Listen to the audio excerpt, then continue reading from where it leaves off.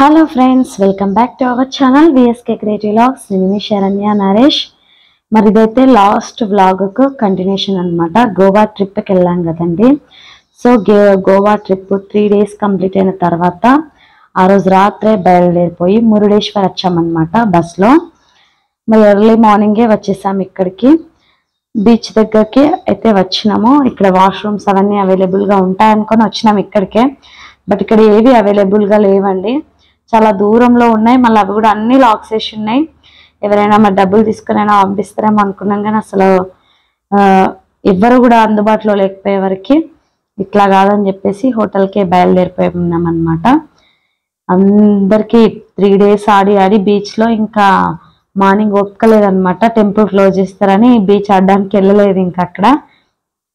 మరి ఇక్కడ ఒక హోటల్ దగ్గరికి వచ్చి స్నానం అది చేసుకొని ఫ్రెష్ అయిపోయి ఉప్మా ప్రిపేర్ చేసిండ్రు వంట వాళ్ళు.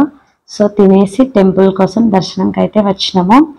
మురుడేశ్వర్ టెంపుల్ నిజంగా చాలాసార్లు వీడియోస్ మా ఫ్రెండ్స్ అందరూ వెళ్తున్నప్పుడు అందరూ చూసానే కానీ వెళ్ళడం మాత్రం ఫస్ట్ టైం అండి. మన ఇండియాలోనే అతి ఎత్తైన గోపురం ఉన్న టెంపుల్ కదా, చాలా బాగుంది. గోపురం కండి పెయింట్ వేస్తున్నారు, మీరు గమనించవచ్చు.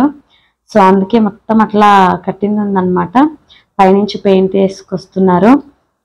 మరి ఇక్కడే మనకు ఆలయం లోపల చెప్పులు వదులుకోవడానికి ఉంటుంది అనమాట. వదిలేసేసి టెంపుల్లోకి అయితే వెళ్ళిపోయినాం అనమాట. చాలా బాగుంది టెంపుల్. వెళ్ళాలి అని చాలాసార్లు అనుకోవడమే కానీ ఇప్పుడు ఇన్నాళ్ళకి కుదిరిందనమాట స్వామివారి దర్శనము. అట్లా వెళ్తూనే ఎంట్రన్స్లో పెద్ద పెద్ద ఏనుగులతో చాలా బాగుంది. ఈవెన్ పెయింటింగ్ అదంతా వర్క్ లేకపోతే ఇంక ఇక్కడ చాలా ఫ్రీగా ఉండేదేమో. వర్క్ జరుగుతుంది కాబట్టి కొంచెం గజిబిజిగా ఉందనే చెప్పాలి. టెంపుల్ క్లోజ్ అయిపోతుంది 12 వరకు అన్నారు. కరెక్ట్గా నాకు కూడా ఐడియా లేదండి, అందుకే త్వరగా అందరం కూడా ఫ్రెష్ అప్ అయిపోయి వచ్చేసినాం ఇంకా. కానీ ఇక్కడ ఎండ మాత్రం బాగుందండి. గోవాలో అంత ఎండ లేదనమాట, చల్లగా ఉండే వెదర్. అప్పుడప్పుడు వర్షం పడింది, బాగుండే. బట్ ఇక్కడ ఈ ప్లేస్లో మాత్రము హారబుల్గా ఉండే అనమాట ఎండ. ఇంకెక్కువే అనిపించింది కానీ తక్కువ మాత్రం అనిపించలేదు. మరి ఇక వెళ్ళిపోయినాం అనమాట దర్శనానికి. అందరూ కూడా ఎవరికి వాళ్ళు తొందరగా చేసుకోవాలని చెప్పేసి వెళ్తూ ఉన్నాం అనమాట. కరెక్ట్గా 45 minutes పట్టిందండి దర్శనం అయిపోయే వరకు. మొత్తం బయట నుంచి లోపల వెళ్ళే వరకు కూడా స్పీడ్గానే నడిచినాం, ఏమంతా జామ్గా లేకుండా అనమాట. ఒక 45 minutesలో టోటల్ దర్శనం అంతా కూడా కంప్లీట్ అయిపోయింది. మరి లోపల కూడా కెమెరా నాట్ అలౌడ్ అని ఏమి చెప్పలేదండి, తీసుకెళ్ళొచ్చు. కాకపోతే మరి వాళ్ళకి కనిపించేటట్టు లోపల తీస్తుంటే ఎవరైనా వద్దని చెప్తారు కదా. So camera not allowed check చేసి బయట లాకర్లో పెట్టాలి, అట్లాంటివి ఏమీ లేవన్నమాట రిస్ట్రిక్షన్స్. లోపల కూడా టెంపుల్ చాలా బాగుంది. ఎస్పెషల్గా శివుడి స్టాచ్యూ పెద్దది కనిపిస్తూ ఉందన్నమాట.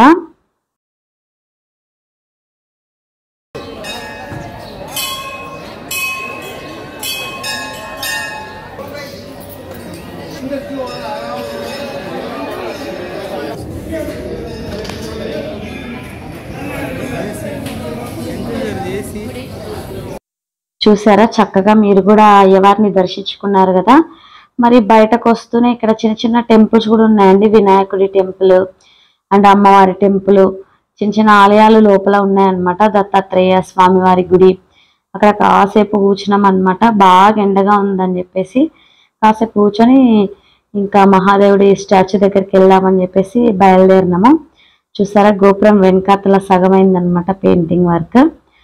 ఇక్కడ అంతా కూడా చాలా బాగుంది. స్వామివారికి సమర్పించే పూలు కావచ్చు ఉన్నాయి. మరి పైనకి మెట్లకి వెళ్ళే వరకు దిమ్మ తిరిగిందనే చెప్పాలి, బాగా ఎండ ఉందండి. నిజంగా 45 అబోనే ఉండొచ్చు, నాకైతే తక్కువ అనిపించలేదు. మెట్లకి స్వామివారి దగ్గరికి వెళ్తూ ఉంటే చెమటతోని డ్రెస్ అంతా కూడా తడిచిపోయింది అనమాట. సో వెళ్ళడం మొత్తానికి మరి ఓన్లీ స్టాచ్యూ ఉంటుంది అని అనుకున్నా, బట్ ఆ స్టాచ్యూ కింద మంచిగా ఆలయం లాగా ఉందన్నమాట. ఒక కేవ్ కూడా ఉంది దాని కింద. మరి మంచిగా ముందర నందీశ్వరుడు కూడా బాగున్నాడు కదండి. బీచ్లోంచి కూడా చక్కగా కనిపిస్తూ ఉంటుంది. ఇదే అండి స్టాచ్యూ కింద ఆలయం అన్నమాట. ఇక్కడ నంది మనం క్లోజ్ గా చూడొచ్చు అండ్ ఆలయ గోపురం కూడా చూడొచ్చు అండ్ బీచ్ వ్యూ కూడా కనిపిస్తుందండి ఇక్కడ నుంచి. చాలా బాగుందన్నమాట బీచ్ వ్యూ కూడా. మరి ఇక్కడే అండి శివుడి గుడి ఉందన్నాను కదా, ఇక్కడ ఉందన్నమాట.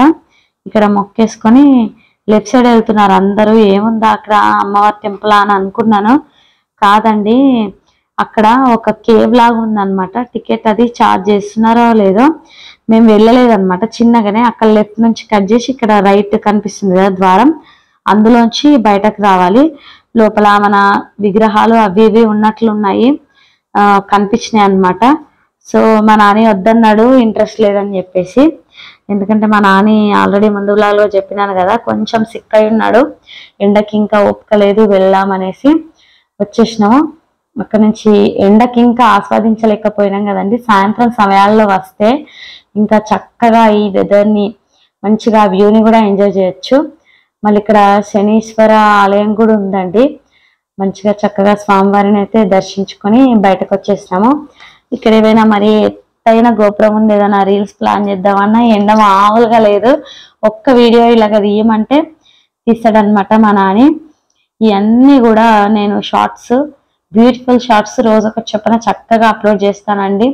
చూసి తప్పకుండా సపోర్ట్ చేయండి ఫ్రెండ్స్. ఎందుకు అప్లోడ్ చేయలేదో ఆల్రెడీ చెప్పాను, ఎందుకంటే షార్ట్ వీడియో కింద లాంగ్ వీడియో లింక్ ఇవ్వచ్చు, లాంగ్ వీడియోస్ ఇంకా ఎడిట్ చేయలేదని వీటి ఎడిటింగ్ అప్లోడింగ్ అయిపోయిన తర్వాత అప్లోడ్ చేద్దామని ఆగిన అనమాట. మరి మీరు అందరూ కూడా ఇవన్నీ చూసి మన ఛానల్కి మంచి సపోర్ట్ని అయితే అందించాలని నేనైతే మనస్ఫూర్తిగా కోరుకుంటున్నాను ఫ్రెండ్స్. మరి ఇక్కడ నుంచి బస్ వచ్చేసింది అనమాట, మేము తీసుకెళ్ళిన బస్సే. మళ్ళీ అక్కడ నుంచి సరాసరిగా బస్ ఎక్కిపోయి నెక్స్ట్ ఉడిపికి స్టార్ట్ అయిపోయినాం అనమాట. మరి మేము దర్శనం అది చేసుకొని వచ్చే వరకు 11 అయిపోయింది అనమాట. కరెక్ట్గా లంచ్ టైం అయింది ఉడిపికి వెళ్ళే వరకు. ఇది ఉడిపిలోని భోజనశాల, ఇక్కడ ఫ్రీ భోజనం పెడుతున్నారు. మంచిగా చక్కగా కింద కూర్చొని బంతి భోజనాలు పెడుతున్నారు అనమాట. ఫస్ట్ మనకు పరమాన్నం పెట్టారండి. పరమాన్నము ఫస్ట్ ఆ గరిటతో నొడ్డిస్తున్నప్పుడు ఫస్ట్ పెట్టిన వాళ్ళకి ప్లేట్ నిండా పెట్టిర్రు అనమాట. తర్వాత కొంచెం తక్కువ, కానీ మనం అది తింటూనే నెక్స్ట్ రైస్ వచ్చేస్తుంది. ఆ రైస్ అండ్ ఒకటి చారు పెట్టారు అంతే అనమాట. మళ్ళీ రెండోసారి కూడా రైస్ పెట్టిండ్రు, చారు పెట్టిండ్రు, అవసరం ఉన్న వాళ్ళు పెట్టించుకున్నారు. లంచ్ ఫినిష్ చేసేసుకొని వచ్చినాము. దర్శనంకి అయితే వచ్చినాం అనమాట. ఫస్ట్ దర్శనానికి వెళ్ళలేదు, ఆకలి వేస్తుందని చెప్పేసి. ఓవైపు దర్శనం దారి, ఓవైపు లంచ్కి వెళ్ళే దారి ఉందన్నమాట. సో మేము లంచ్ చేసిన తర్వాతనే దర్శనానికి బయలుదేరాము. హాయిగా ఉంటది కదా అని చెప్పేసి, ఎందుకంటే దర్శనంకి కొంచెం 1-1.5 అవర్ పట్టిద్ది కదా. మనము తింటే కొంచెం కూల్గా అయిపోతుంది, మైండ్ ఇరిటేషన్ కామని చెప్పేసి ముందు తినడానికి అయితే వెళ్ళినాము. తర్వాత దర్శనంకి వచ్చినాము. ఇందులో చార్జ్ చేసే దర్శనం కూడా ఉందనుకుంటా అండి, శీఘ్ర దర్శనము 200 రూపీస్ ఏమో టికెట్ ఉంది. బట్ మేము అది వెళ్ళలేము, ఫ్రీ దర్శనంకి వెళ్ళినాము. కరెక్ట్గా ఒక 1 అవర్ పట్టిందండి దర్శనం కావడానికి. అట్లా లైన్లో వెళ్తుంటే కూడా భలే ఉందన్నమాట. కిటికీలోంచి చూస్తుంటే కూడా మధ్యలో కోనేరు లాగా ఉందండి. ఒక మంటపం ఉంది, మీరు రైట్ సైడ్ చూడొచ్చు కిటికీలోంచి. అందులో ఏవైనా ఉత్సవాలు జరిగినప్పుడు స్పెషల్గా ఏవైనా అకేషన్స్ అప్పుడు చేస్తారో మరి ఏమిటో, కానీ బాగుందన్నమాట వ్యూ చూడడానికి. అందులోకి వెళ్ళే దారి కూడా రాతితోనే ఉంది, కానీ కంప్లీట్గా ఒడ్డు వరకు లేదు. మరి అది ఏమైనా నిర్మిస్తారేమో తెలీదు. ఇక్కడ ఒక మఠం కూడా ఉందండి, మఠం పేరు గుర్తులేదు, కానీ ఇక్కడ కనిపిస్తుంది కదా అదే అన్నమాట. కనియూర్ మఠం సమ్ ఏదో ఉంది హిందీ పేరు. అక్కడ మనం దర్శనం లైన్లో కడుతున్నంతసేపే అనమాట. ఇవి మన మాడవీధులు కనిపించినట్టు కనిపిస్తూ ఉన్నాయి. టెంపుల్ అయితే చాలా బాగుందండి. కిటికీలోంచే స్వామివారిని దర్శించుకుంటాం ఇక్కడ, అది ఫేమస్ అన్నమాట. భలేగా అనిపించింది. ఇంకా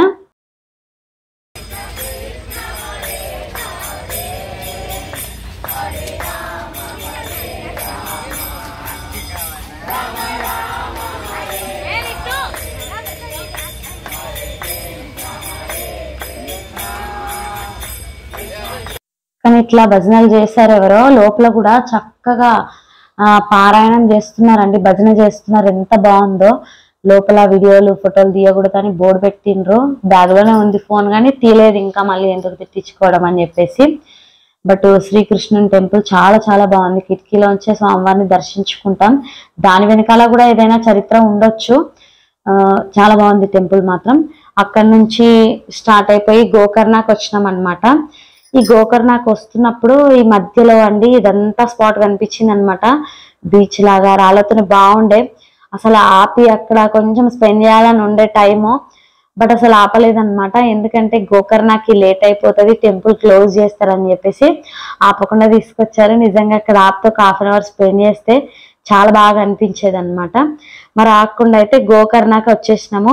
టెంపుల్ క్లోజ్ అవుతుందని త్వరగా వచ్చేసినాం. ఇంకా మరి ఇక్కడ అండి మగవాళ్ళకు పంచలేంది అస్సలు అలో చేయనియరు. మాకు ఆ విషయం తెలియదు. అక్కడే టెంపరీగా అలో చేయమంటే ఒక 100 రూపాయల పంచ కొనుక్కొని మా నాని ప్యాంట్ మీదనే చుట్టుకొని వచ్చాడు. అసలు మీరు గోకర్ణకి వెళ్ళాలంటే అట్లా చేయకండి, ముందే ఫ్రెష్ అయిపోయి చక్కగా పంచ కట్టుకొని వెళ్ళండి, బాగుంటది. అట్లా ఆగమాగం కంటే కూడా మనం ఫ్రెష్ అయ్యి వెళ్తే ఇంకా బాగుంటది కదా. సో ఆ రోజు రాత్రే ఇంకా లంచ్ డిన్నర్ అది వండుకొని తినేసి బయలుదేరిపోయినాం అనమాట కామారెడ్డికి. నైటే బయలుదేరిపోయినాం. 12కి అట్లా స్టార్ట్ అయినాము. తినే వరకు 12 అయింది. మరి స్టార్ట్ అయ్యి వస్తున్నప్పుడు కూడా బస్లో మరి డాన్స్ ఒక్కరోజైనా ఆడలేదు అని చెప్పేసి మేము అంతా సరదాగా డాన్స్ ఆడినాం అనమాట. లంచ్ టైంకి ఇట్లా మధ్యలో ఒక చోట ఆపారు. ఇది ఇంకా మన తెలంగాణ రాలేదన్నమాట. ఒక సబ్ స్టేషన్ లాగా ఉంది, మాకు తగ్గట్లుగా ఉంది. ఇక్కడికి పిక్నిక్ వచ్చినట్టు అనిపించిందండి. నిజంగా మంచిగా విశాలంగా బాగుంది. అక్కడ వాళ్ళు వంట చేసిండ్రు. ఇప్పుడే చికెన్ తెప్పించిర్రు అనమాట. సో మేము కొన్ని షార్ట్స్ రీల్స్ ప్లాన్ చేద్దామని అట్లా ప్రాక్టీస్ చేసి సరదాగా చేసినాం అనమాట. మేము ఇట్లా ప్రాక్టీస్ చేసి పిల్లల్ని ఫ్రెష్ చేసి లోపలనే వంట కూడా అయింది. సో అందరం కూడా తినేసినాము. మంచిగా చక్కగా తినేసి ఈవినింగ్ కి కూడా రైస్ కొన్ని ఎక్స్ట్రాగా పెట్టేసుకొని బయలుదేరి వచ్చేసినాము. కామారెడ్డికి వచ్చేసరికి 10 అయింది. 10కి మళ్ళీ తినేసి ఎవరిళ్ళకి వాళ్ళం వెళ్ళిపోయామన్నమాట. టూరు నిజంగా చాలా సరదాగా సంతోషంగా ఎంతో హాయిగా గడిచిపోయిందండి. అలా అలా అలా గడిచిపోయాయి 5 డేస్. నిజంగా చాలా ఎంజాయ్ చేసాం మేమైతే. ఈ టూర్కి మొత్తం మాకు కంప్లీట్గా ఎంత ఖర్చు అయిందంటే 25,000 వరకు అయిందండి. పిల్లలకి హాఫ్ చార్జ్ చొప్పున, మాకు పెద్దవాళ్ళకి అంటే కంప్లీట్గా మొత్తం 25 వరకు అయింది. ఎందుకంటే మేము క్యాసినోకి వెళ్ళలేదు కాబట్టి, వెళ్తే 28,000 అయ్యేదండి షూర్గా. ఇంకా మనం వేరే బయట చేతి ఖర్చులు ఏవైనా కొనుక్కోవడం అది మన పర్సనల్, ఎంత పెట్టుకుంటే అంత. టూర్కి మాత్రం మాకు ఫుడ్కి దానికి మాత్రం 25 ఖర్చు అయింది. మరి ఈ వీడియో కనుక మీకు నచ్చితే తప్పకుండా లైక్ చేయండి, షేర్ చేయండి, కామెంట్ పెట్టండి, మరియు మన ఛానల్ని సబ్స్క్రైబ్ చేసుకోవడం మాత్రం అసలు మర్చిపోవద్దు. Thanks for